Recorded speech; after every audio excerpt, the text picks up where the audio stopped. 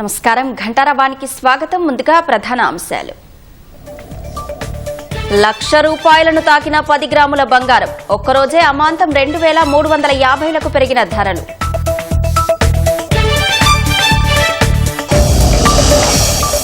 Osaka ఎక్స్పోలో పారిశ్రామికవేత్తలతో ముఖ్యమంత్రి భేటీ. తెలంగాణలో పెట్టుబడులు పెట్టాలని ఆహ్వానం.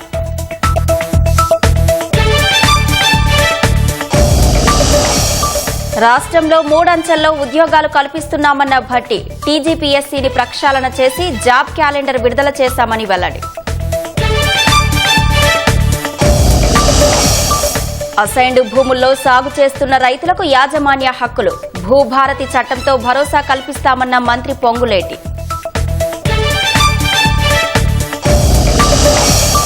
ఆది శ్రీనివాస్ కు 25 లక్షల డీడీ అందించిన చెన్నమనేని రమేష్. తప్పుడు పత్రాలతో ఎన్నికల్లో పోటీ చేయడంతో జరిమానా. ప్రధాని మోదీ నివాసానికి అమెరికా ఉపాధ్యక్షుడు జేడీ వాన్స్. కాసేపట్లో ద్వైపాక్షిక సంబంధాలపై సమాలోచన.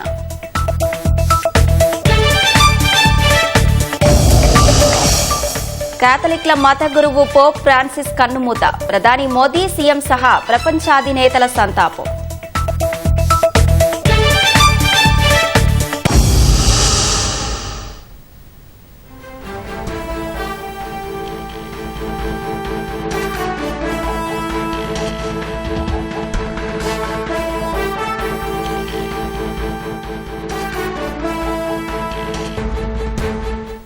బంగారం ధరలు చుక్కలంటుతున్నాయి. హైదరాబాద్ మార్కెట్లో 10 గ్రాముల పసిడి ధర రికార్డు స్థాయిలో ₹1,00,000 తాకింది. 10 గ్రాముల 24 క్యారెట్ల పసిడి ధర ఒక దశలో ₹1,10,000కు చేరింది. తర్వాత స్వల్పంగా తగ్గింది. దేశ రాజధాని ఢిల్లీ మార్కెట్లో 10 గ్రాముల బంగారం ధర ఇవాళ ₹1,650 మేర పెరిగి ₹99,800కు చేరింది. ఈ ఏడాదిలో ఇప్పటికే 10 గ్రాముల పసిడి ధర ₹20,850 మేర పెరిగింది. డిసెంబర్ 31న సుమారు 79,000 ఉన్న పసిడి ధర గత 3.5 నెలల్లో 26% మేర పెరిగింది. అమెరికా చైనా వాణిజ్య యుద్ధ భయాలు సహా అంతర్జాతీయ మార్కెట్లో డాలర్ విలువ క్రమంగా తగ్గుతుండడం వంటి పరిణామాలు బంగారం ధరలు పెరగడానికి కారణమని నిపుణులు చెబుతున్నారు. అటు వెండి ధరలు కూడా మండిపోతున్నాయి. కేజీ వెండి ధర ఇవాళ ₹500 మేర పెరిగి 98,500కు చేరింది.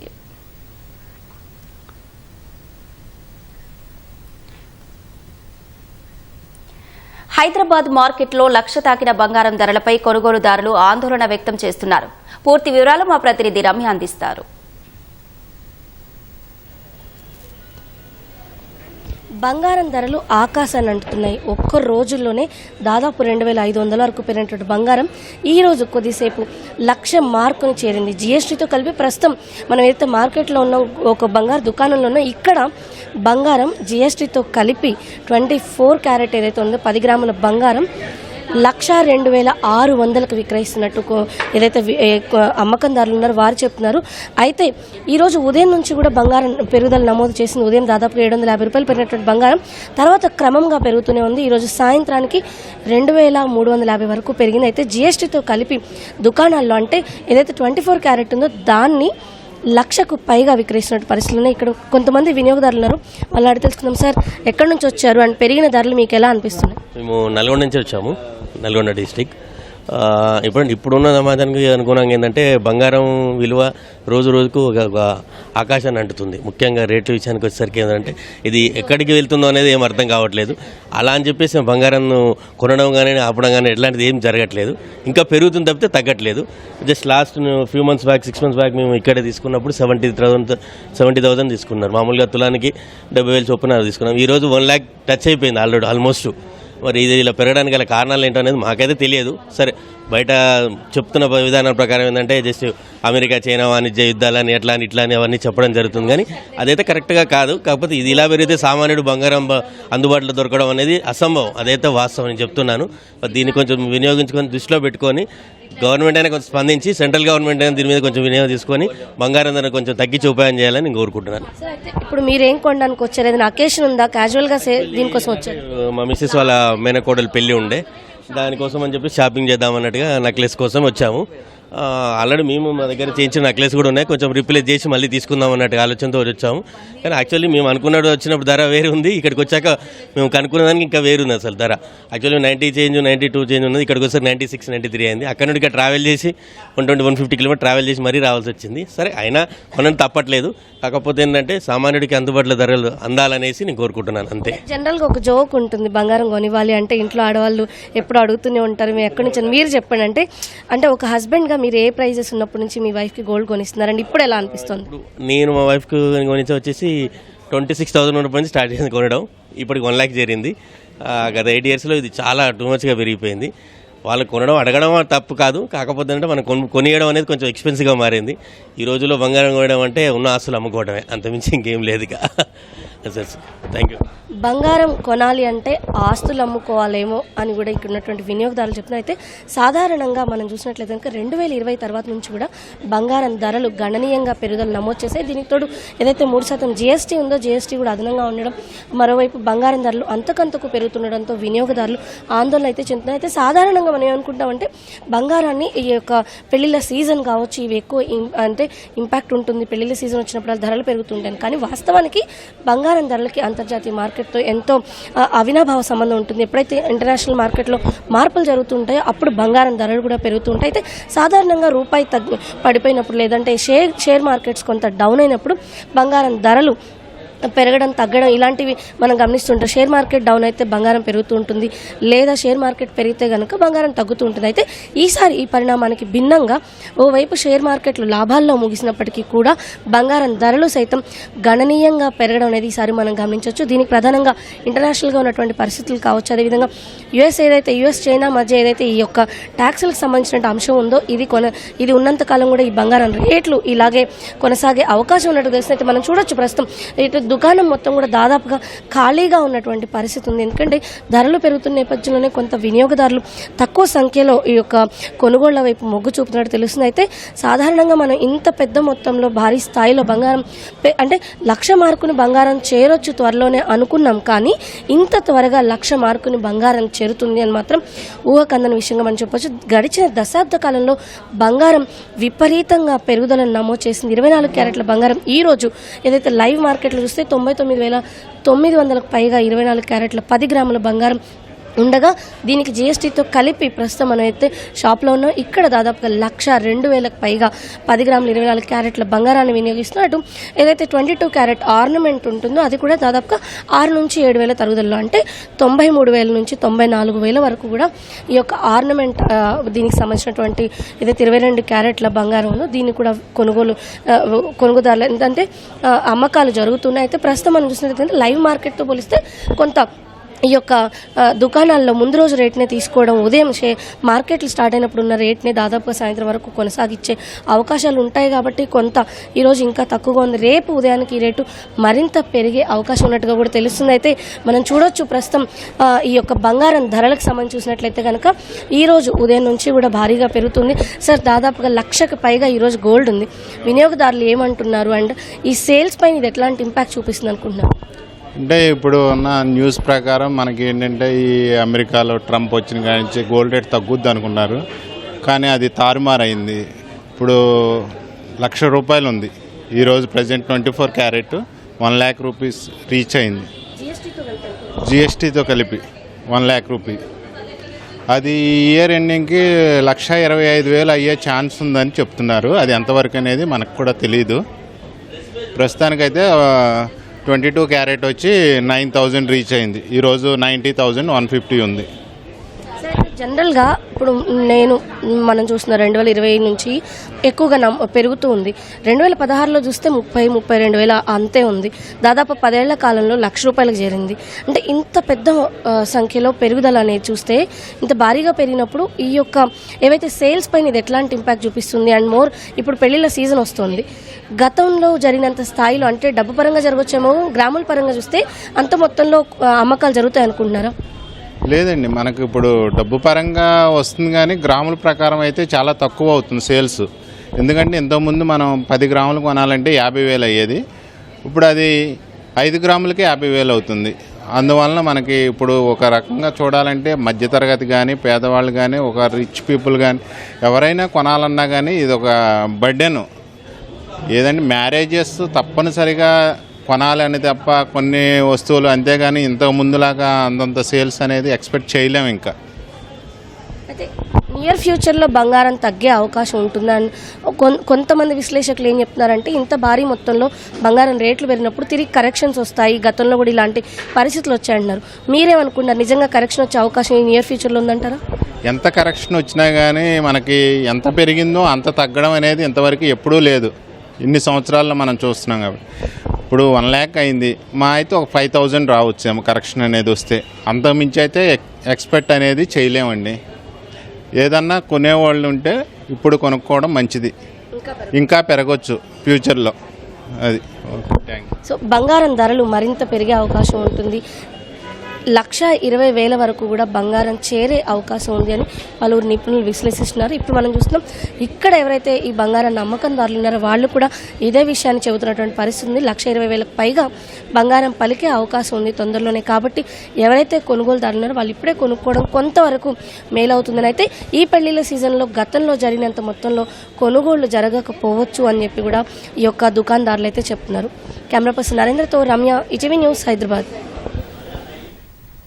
త్రైమాసిక ఫలితాల తర్వాత బ్యాంకింగ్, ఐటీ సంస్థల వాటాలు కొనుగోలు చేసేందుకు మదుపర్లు మొగ్గు చూపిన వేళ దేశీయ స్టాక్ మార్కెట్లు వరుసగా 5వ సెషన్లో లాభాలు నమోదు చేశాయి.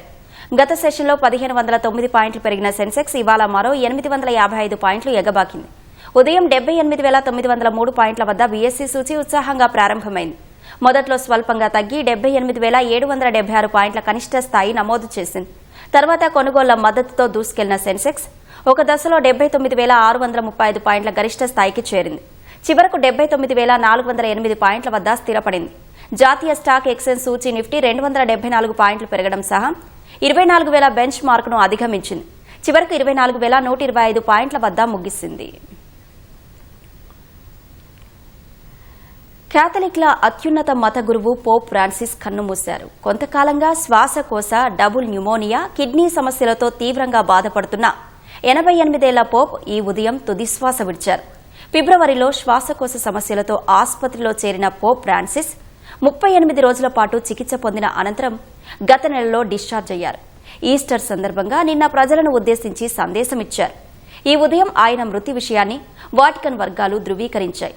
1936 డిసెంబర్ 17న అర్జెంటీనాలో జన్మించిన పోప్ ఫ్రాన్సిస్ 2013 మార్చి 13న 266వ పోప్గా ఎన్నికయ్యారు.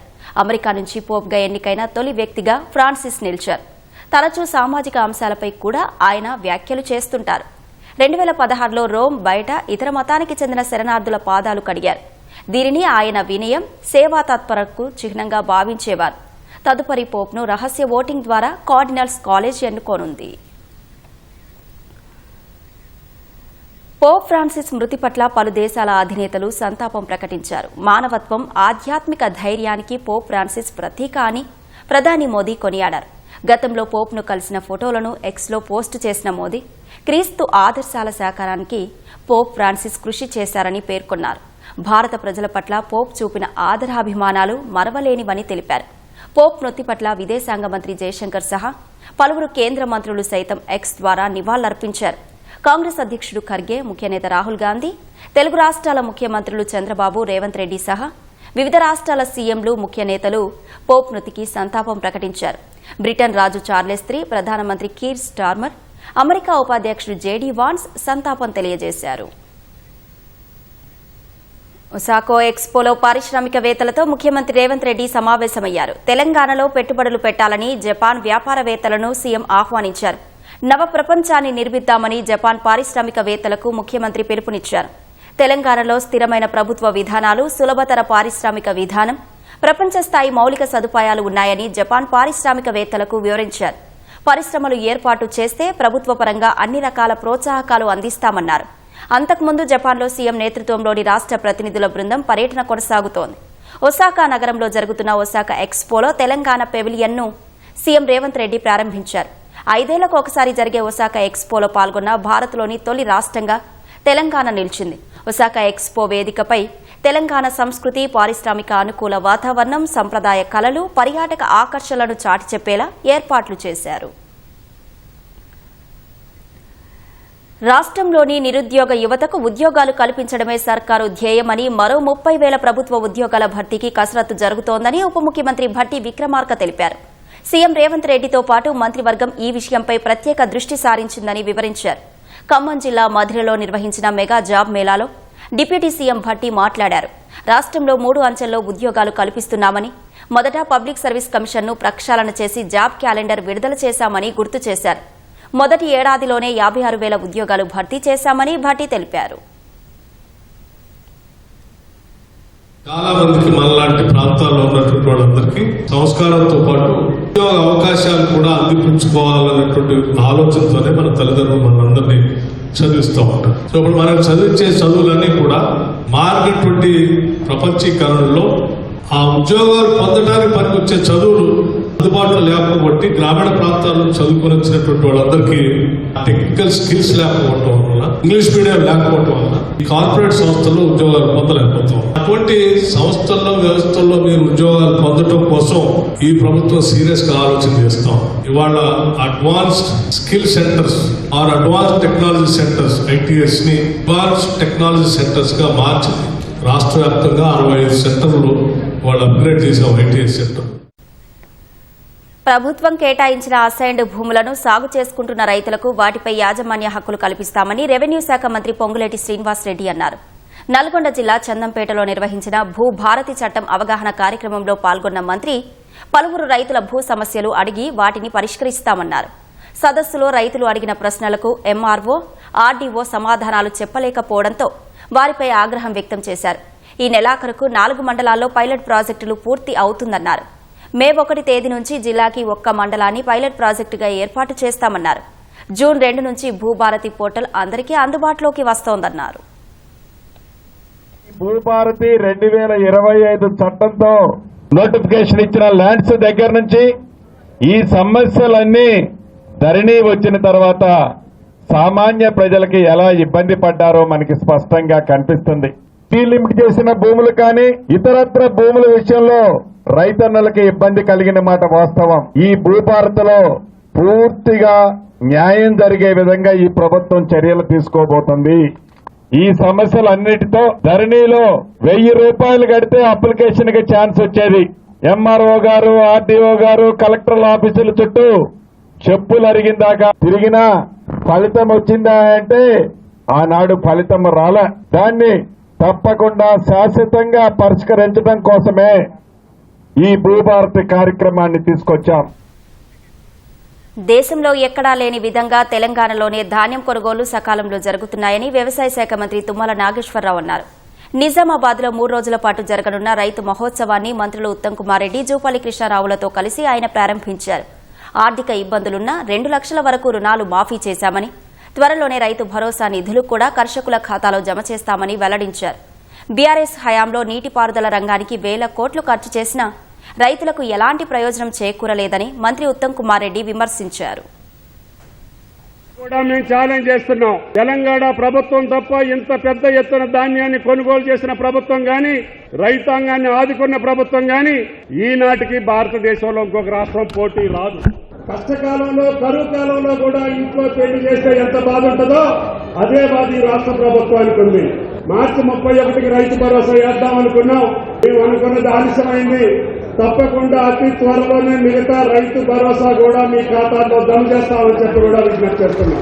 ఈ ప్రభుత్వ ప్రాధాన్యతే వ్యవసాయం. ఎన్ని ఇబ్బందులైనా పాత స్కీములను కొనసాగించుకుంటూనే కొత్త పథకాలను ప్రారంభించి విజయవంతంగా నడుపుతున్నటువంటి ఏకైక ప్రభుత్వం తెలంగాణ ప్రభుత్వం. తప్పకుండా మేము అన్నటువంటి పంట నష్టాన్ని త్వరలోనే మీ ఖాతాలో జమ చేసే బాధ్యతని వ్యవసాయ శాఖ తీసుకుంటుందని చెప్పి కూడా మీకు ఈ సందర్భంగా మనం చేస్తున్నాం. మీ అందరికీ తెలుసు, గతంలో ఇచ్చే దొడ్డు బియ్యం 70 నుంచి 80% జనం తినకపోయేవారు. రకరకాలుగా జరిగిన ఆ వ్యవస్థని ఫుల్ స్టాప్ పెట్టి మన ప్రభుత్వం ఒక చారిత్రాత్మక మార్పు తీసుకొచ్చినాము. మేడిగడ్డ బ్యారేజ్ కూలిపోయిన తర్వాత మన పిల్లల్ని, వాళ్ళ పిల్లల్ని తాకట్టు పెట్టి అప్పు తీసుకొచ్చినటువంటి ఈ ప్రాజెక్టు కూలిపోయిన తర్వాత 7 లక్షల ఎకరాల్లో రికార్డు స్థాయిలో 153.5 లక్షల మెట్రిక్ టన్ను వరి ధాన్యం పండించిన విషయం ఆ ఘనత మీకే దక్కిందని చెప్పి మనం చేస్తున్నాం. పార్లమెంట్ సభ్యునిగా నిజామాబాద్ కి పసుపు బోర్డు ఏర్పాటు చేయాలని మీ పక్షాన పార్లమెంట్ లో మాట్లాడింది మీ ఉత్తమన్నా.